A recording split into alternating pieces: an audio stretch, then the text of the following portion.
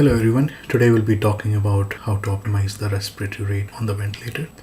Normal respiratory rates, as you know, are around 10 to 12 a minute, and the primary role of respiratory rate is to ventilate. A few terms here: minute ventilation equals tidal volume into respiratory rate, and there's another term called alveolar ventilation, which is tidal volume minus dead space into respiratory rate. Let's understand this in a little detail. Minute ventilation versus alveolar ventilation. So alveolar ventilation is the part of the air that you breathe in that participates in the gas exchange. Part of the air that you breathe in remains in your anatomical dead space, which is about 150 cc's in most individuals. There is physiological dead space. These are the alveoli which do not participate in any gas exchange. A combination of anatomical and physiological dead space is the total dead space ventilation, and minute ventilation is the sum of dead space and alveolar ventilation. So if a patient has a tidal volume of 500 cc's, around 150 cc's would be anatomical dead space, and around 350 cc's will go into the alveoli which participate in gas exchange, so alveolar ventilation. Physiological dead space in normal human beings is less than 1%. See that alveolar ventilation helps remove carbon dioxide, the dead space does not. So let's take an example. So we have a patient with a tidal volume of 400 cc's, a respiratory rate of 20. That gives you a minute ventilation of 8 liters per minute. The anatomical dead space would be 3 liters. That would be 150 into 20. So the alveolar ventilation will be around 5 liters per minute. If you drop the respiratory rate from 20 to 10, your minute ventilation drops down to 4. That is a drop of 50%.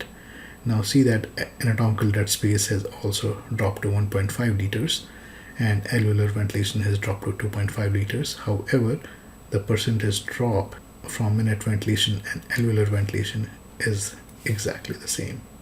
However, when you drop the tidal volumes, say from 400 to 300, and you keep your respiratory rate the same, your minute ventilation has dropped to 6 liters, which is dropped by 25%.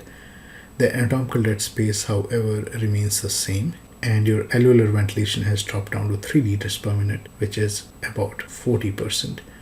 The reason I wanted to show you this is to understand that drop in alveolar ventilation is faster than minute ventilation when you change the tidal volumes, but not when you change the respiratory rate. If a patient has physiological dead space, when you change the tidal volumes, a drop in the alveolar ventilation can be even worse. So in the example where you decrease the tidal volume, the CO2 will drop by 40% and not by 25%. One of the most important things before setting the respiratory rate was to observe your patient's breathing before the intubation. Here to see that if the patient is breathing slowly and comfortably versus he's breathing fast and is dyspneic, and trying to understand the underlying physiology behind why that is. We talked about how to choose initial respiratory rate, and we said that we try to mirror the respiratory rate prior to intubation, except if the patient is intubated for apnea or hypopnea. And again, we said that these are just the initial settings and you have to change the rates later depending on patient's PaCO2 on ABG, presence of auto-PEEP. So one of the questions is why increasing ventilation does not improve oxygenation. If you look at this diagram, there are 3 alveolar processes that happen. Either your alveoli have shunt physiology, a dead space physiology, or they are normal. Typical alveolar PO2 is around 100, and if you hyperventilate somebody, remember that the PO2 of air is around 150. You're trying to increase the alveolar O2 by hyperventilation, so you can achieve P alveolar O2 similar to air, around 150, but you have to be breathing really fast. If you look at the oxygen carrying capacity at PO2 of 100 versus 150, there is certain improvement in oxygen concentration. However, the patients that we typically deal with are already on pretty high amount of oxygen. The alveolar O2 is in the order of 300 to 600 because we're using FiO2s like 100%. So if you look at the amount of oxygen carried by the blood does not really significantly change because now you are at the flat portion of the oxygen dissociation curve. When to change the respiratory rate? Well, there are two conditions where we think about changing this parameter. First, when you're dealing with hypercapnia, and again, the most important question to ask is that hypercapnia causing any problem to my patient? To remove the CO2, typical answer is to increase the respiratory rate. The second thing when you think about changing the respiratory rate is if you're dealing with auto-PEEP. And again, you're asked the same question, is if that auto-PEEP is causing any issues to my patient. And in that case, you will attempt to decrease the respiratory rate so that you can give some more time to breathe. The problem arises when you're dealing with a combination of both, and then you have to work your way to see if the respiratory rate need to be increased or decreased, and trying to optimize as per your patient's need. So PaCO2 or carbon dioxide in the blood increases for two reasons. First thing is pretty obvious, which is increased production. It doesn't happen pretty often, but if you have fever or increased metabolic requirements, yes, your CO2 production will rise. However, the more important thing is decrease alveolar ventilation, which helps you clear off the carbon dioxide. Typically, it's difficult to measure alveolar ventilation, so we talk in terms of minute ventilation and dead space ventilation.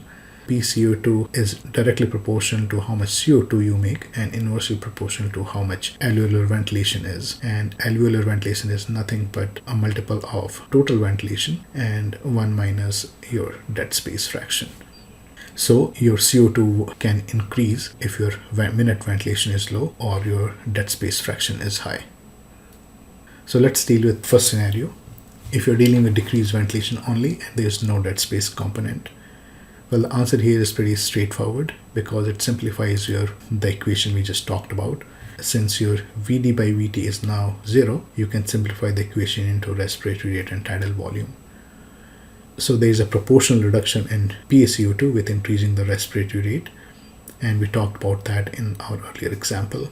Thus, increasing rate by 20% will drop the PaCO2 by 20% as well. So let's do an example. Say for a patient with a respiratory rate of 20 and tidal volume of 350, and your PaCO2 is 60, and you have to drop the PaCO2 to 40. So using this equation, you can write two equations. The first one is the ABC that you already know about, PaCO2 of 60 equal your K by minute ventilation. And you want a new PaCO2 of 40, and you want to calculate the new respiratory rate. And if you divide these two equations, you should be able to get rid of the constant term, and you can calculate for the new respiratory rate, which comes out to be 30. So if you increase the rate to 30, you should see your PaCO2 dropping down to 40. Well, sometimes it doesn't happen, and this would mean that the assumption that you took that there is no physiological dead space is likely wrong, and you're possibly dealing with some degree of dead space. The upper limit of respiratory rate is limited by the expiratory time. So for example, we have a patient with a respiratory rate of 10. Their one breath cycle is 6 seconds. If you're breathing at the rate of 10, that means one breath will take 6 seconds to complete. And out of 6 seconds, there will be a time for inspiration and a time for expiration. So let's say, for example, your inspiratory time is 1 second. You see expiratory time is 6 minus 1, that is 5 seconds.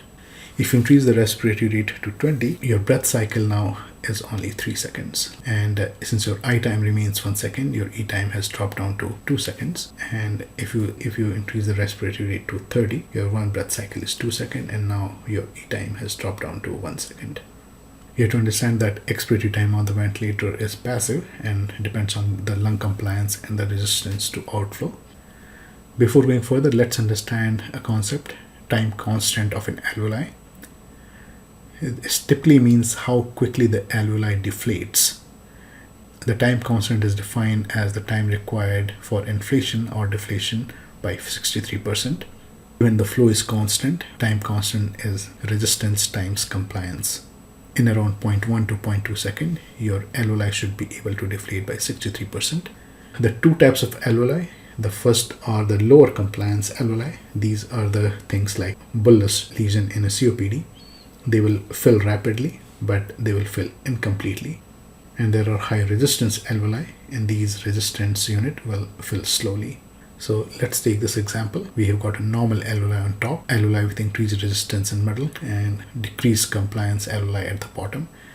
You have applied them the same pressure for a definite period of time. As the time progresses, you see that your alveoli with increased resistance fills much slowly. However, your alveoli with decreased compliance fills pretty fast, though it does not reaches the maximum volume. Can you observe the time constant of the lung on the ventilator? The answer is yes. For this, you have to perform an inspiratory hold, by which you calculate the plateau pressures. There is some time after you pause the vent circuit on inspiration. It takes some time for the alveoli to equilibrate, and this tells you that some of the alveoli have different time constant. However, this process is pretty rapid. If you have alveoli with a lot of different time constants, you will see that the plateau pressure does not reach its plateau and it gradually lingers. It will reach a plateau at some time, but it will take more time for the air to redistribute. However, this can be seen if there is a leak in the circuit, so beware of that. How do you increase the respiratory rate on the vent? So watch the flow time loop on the ventilator while going up on the rates. So you're looking at this flow time loop for this patient. The patient respiratory rate is 15 times a minute, so gives him a breath cycle of 4 seconds. If you increase the rate, say to 20, you want to make sure that you are still able to reach a flow rate of 0. Whenever you increase the rate, make sure that you look at the end of the expiration and make sure that the flow loop is reaching the baseline. However, if you shorten it more than the time taken to exhale the inhaled tidal volume, you'll start running into problem of auto-PEEP. Here you can see the flow does not reach 0, and this results in air trapping. And here you are dealing with a dead space component. The first question you have to ask yourself is, are you dealing with a dead space ventilation problem? And to answer this, you have to look at your capnogram. And this is what a normal capnogram looks like. This is your lung. These black dots are the carbon dioxide molecules. This is your bronchus and other airways. So the first part of capnogram is when the anatomical dead space is emptying, and realize that the carbon dioxide level in the bronchus is same as air, which is almost nothing. So you typically see a pretty much a flat line. And as these alveoli now start emptying, you will see a sudden increase in the PaCO2 detected, and it will plateau off. The highest portion of this is called end-tidal carbon dioxide level, and typically in a normal person, it should reach the PaCO2 in the blood. If you have areas of dead space, these are the areas which are ventilated but not perfused, so their CO2 level is same as in the air. This is going to dilute the second portion of your capnogram and drop the total, and also decrease the slope of the capnogram. And as this dead space worsens, you'll see that end-tidal falling down and the slope becoming worse. So how do you interpret a capnograph? A normal capnogram has sharp ascending limb and sharp inflection point. If there is an increase in the slope, it tells you that there is a dead space ventilation. And if both the slope and the inflection point are blunted, that means there is both presence of dead space and there is a heterogeneous emptying of the alveoli. The next question is, how much dead space am I dealing with? When you subtract the end-tidal from the PaCO2 and divide by the PaCO2, it gives you a percentage, which is physiological dead space fraction. If this alveoli was a dead space, you will see that the end-tidals drop down and the difference between PaCO2 and the end-tidal increases, and hence the dead space fraction increases. This dead space is physiological dead space and not the anatomical dead space. Let's do an example. We have an ABG with PaCO2 of 60 and end-tidal of 40. So your dead space fraction is 60 minus 40 and divided by 60, which is around 1/3 or 33%, meaning to say that 1/3 of your tidal volume is going into physiological dead space. Well, there are two types of alveoli with dead space. One is the alveoli with long time constant, as you see in cases with COPD, and there are other dead space you see with things like pulmonary embolism. Here the alveoli are nice and healthy with a normal time constant, and it's important to differentiate these two. And the way to differentiate is looking at their expiratory limb, is because these guys are slow to empty. You'll see that their slope would be much slower than the one with alveoli with normal time constant. If you're dealing with patients with long time constant, you would not be able to increase the respiratory rate as much, and you will start running with problem with auto-PEEP. However, in pulmonary embolism, you should be able to increase the respiratory rate quite a bit before you start observing auto-PEEP. We know that increasing respiratory rate decreases the expiratory time, resulting in air trapping, and that results in auto-PEEP. And auto-PEEP will prevent you from increasing the respiratory rates further. So you cannot really increase the alveolar ventilation, so you won't be able to blow out your CO2. So what are the problems with auto-PEEP? The most important thing is it increases the work of breathing. Auto-PEEP results in increased pressure in the thorax, thus it takes a higher force to be generated by the diaphragm to get same amount of inspiratory tidal volumes. Also understand that because of flattening of diaphragm, the diaphragm is in a suboptimal position to work efficiently, thus requires more work for the same amount of tidal volume. Also, these guys are hyperinflated, and understand that the chest wall stiffness is also increased when you are working at higher tidal volumes, so you require extra work to move it. The second problem with auto-PEEP is it decreases the venous return because of increased intrathoracic pressures. The blood return from the IVC is dramatically reduced, thus your right ventricle filling is affected. The other thing that it can do is increase the right ventricle afterload. Because of the hyperinflation, and since the RV pumps the blood into the thorax, if you increase the intrathoracic pressure, you are increasing the work done by the RV. It becomes difficult to trigger the ventilator. When you're on volume assist control, you have a flow or pressure sensor, and every time you breathe in, you generate a negative pressure, and once you cross that threshold, the machine will give you that breath. In this example, the trigger threshold is set at -1 centimeter water, and if the patient is able to generate -1 centimeter of water pressure during the inspiratory effort, he gets the breath. However, if you have auto-PEEP, it would have pushed your pressure up to, for example, say 5. So he has to generate around 6 centimeters pressure to even trigger the breath. Auto-PEEP compromises the function of normal alveoli by causing VQ mismatch, and it also worsens the dead space component. Auto-PEEP is deleterious in multiple ways. Increases the work of breathing, there's difficulty in triggering the ventilator, compromised function of normal alveoli, and increases dead space. These all can lead to worsening hypoxia and hypercapnia. It also decreases the venous return and increases the RV afterload, which can worsen the hypotension. It can also lead to barotrauma, resulting in pneumothorax or pneumomediastinum. So how do I know that patient has auto-PEEP? Look at the flow time loop on the ventilator, and what you are trying to see is if the expiratory flow rate comes down to 0. So in a normal condition, the expiratory flow rate should come down to the baseline. However, if the expiratory flow rate does not come down to baseline, that means you are air trapping and you have auto-PEEP. Next question to ask is, alright, how much auto-PEEP am I dealing with? For that, perform an expiratory pause, and that would give you both total amount of trapped air and intrinsic PEEP. Now once you know that you have auto-PEEP, how do you fix auto-PEEP on the ventilator? And you can do by only two methods, either increasing the expiratory time or by matching PEEP with the auto-PEEP.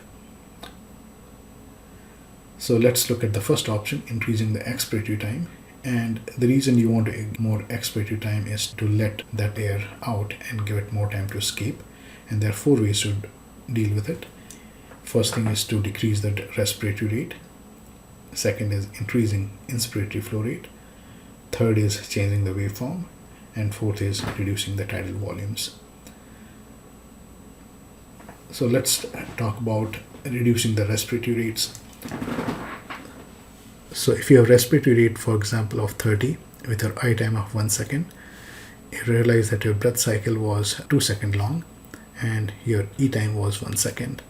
When you drop down the respiratory rate to 20, you increase the breath cycle to 3 and thus give him an extra 1 second to breathe. With the rate of 15, you see that you have given him 3 seconds instead of 1 second. So this patient now has more time to expire. Next way is to increase the flows. For example, if you have a flow of 30 liters per minute and your rate is 30, now your breath cycle will remain constant at 2 seconds. And since your tidal volume goes in at 30 liters per minute, your I time you calculate is around 1 second. So E time to be around 1 second as well. However, if you increase the flow rate to 60, you drop the I time to 0.5 second, and thus you added that extra 0.5 second from inspiratory to the expiratory time. And if you increase the rate to 90 liters per minute, you see that you drop it even further to 0.33, and thus given him now 0.67 second extra to exhale. Next thing is you can do is change to a square waveform to decrease the inspiratory time. We use descending wave because these are more comfortable and result in lower peak pressures. However, these take extra time to get in the breath. Square waves have the shorter I time than the descending waves and can give some extra time for expiration. Reduction in tidal volume can be other strategy, especially if you're using higher tidal volumes. If your tidal volume is 500 and your breath cycle is 2 seconds and your flow is 30, you need around I time of 1 second to let this 500 cc's in. However, if you drop your tidal volume to 450, you require lower time to get this volume in. And as your tidal volume gets slower, you can see that your I time is decreasing and you are adding that extra time for the expiration. Understand that decreasing the tidal volume is also lowering the minute ventilation, which can sometimes work against you if you're trying to correct carbon dioxide levels. So out of these 4 methods, the best way to decrease the auto-PEEP is dropping the respiratory rate, followed by the increasing the inspiratory flow. Changing the waveform can give you a small amount of time, and reduction in tidal volumes also does not give you extra time to expire. Second method to fix auto-PEEP is to match the auto-PEEP with the PEEP. This will not reduce the auto-PEEP, but it will reduce the work of breathing. It will possibly also help in trigger asynchrony. We have an auto-PEEP of 10 centimeter of water and you are applying the 5 centimeter of water. So flow from the alveoli to outside is pretty low, and even if you increase the PEEP from 5 to 8 centimeter, the flow is going to be the same because of the waterfall effect. Once you match the intrinsic PEEP with a PEEP of 10, you can see that you are able to equalize the pressures inside the alveoli and outside the alveoli, so the flow can happen much easily. If you go further and increase the PEEP further to say 12 centimeter, you're going to start problem with the hyperinflation and or stretching. This would lower down the flows further. So the ideal PEEP in which the flows are the best is the point where your intrinsic PEEP and the PEEP are matched. So how do we do this? Easiest way to do this would be increasing the PEEP and measuring the plateaus with every increment. When your increase in PEEP equals increase in the plateau pressure, that means you are in the area of hyperinflation. So let's understand this with a diagram. So here we have patients with an intrinsic PEEP of 9 to 10 and a patient is at PEEP of 5 and you calculate the plateau to be 16. If you increase the PEEP to 7, so increase 2 of PEEP, however the plateau has increased by 1. You increase further PEEP by another 2 points and you see that plateau has again increased slightly but by a very small amount. Now here when you have gone from PEEP from 9 to 11, you see that the plateau pressure increased from 18 to 20. That would show that this is hyperinflation. Thus we should settle down for PEEP prior to that, that is PEEP of 9. This would be the optimal PEEP, which is matching the auto-PEEP. So how do you fix auto-PEEP? We talked about decreasing the respiratory rate. We can decrease the flow rate, change the waveform to a square waveform, drop the tidal volume. We can increase the PEEP to match auto-PEEP. The other things that you can do is increase the sedation for vent synchrony and tachypnea. A lot of time it's difficult to control the respiratory rate because the patient is breathing fast by himself and is inadequately sedated. You also attempt to reduce the underlying obstructive component and treat the underlying diseases. If you cannot improve auto-PEEP and PCO2 remains high, think about permissive hypercapnia. You have done everything but PCO2 is high and you're running into problem with auto-PEEP. The next step is always to look at the pH, and if pH is more than 7.15, you don't have to change the respiratory rate. If the pH is low, ask yourself this question: is patient having any deleterious effect of the acidosis? And if there is none, it's absolutely okay to hold on and not make any other changes, because any other change might be more deleterious. If patient is having deleterious effect, there's really nothing much you can do. You can either start them on bicarb drip or call for ECMO consultation. We'll talk about other ways to reduce carbon dioxide in our another video. Permissive hypercapnia is surprisingly very well tolerated. When we talk about hypercapnia, there are some deleterious effects that we think about, specifically decreased myocardial contractility, cerebral vasodilation, and reduction of seizure threshold. Let's talk about another group of patients, neuro patients. For example, patient with stroke, intracranial hemorrhage, traumatic brain injury. When you decrease their CO2, patients have cerebral vasoconstriction, they will have neuronal excitability, and they will have alkalization of CSF. That means the pH in the CSF is higher. The vasoconstriction would result in decreased cerebral blood flow and decreased ICP. That's typically the reason we hyperventilate these patients. However, vasoconstriction also comes at a cost of decreasing the oxygen supply. Increased excitability will cause increased oxygen consumption, and alkalization of CSF will result in decreased oxygen delivery because it will shift the oxyhemoglobin curve towards left. So we are dealing with tissue hypoxia as well, and you have to compare the risk and benefit of decreasing the ICP versus tissue hypoxia. So in these patients, studies have shown that try to avoid hyperventilation in these patients and attempt to keep the PaCO2 within the normal limit. If there is impending herniation or there is need to reduce the ICP quickly, you can certainly hyperventilate these guys to PaCO2 of less than 25 for less than 30 minutes. This would give you sufficient time to use other methods to reduce ICP, for example, mannitol or putting a CSF drain.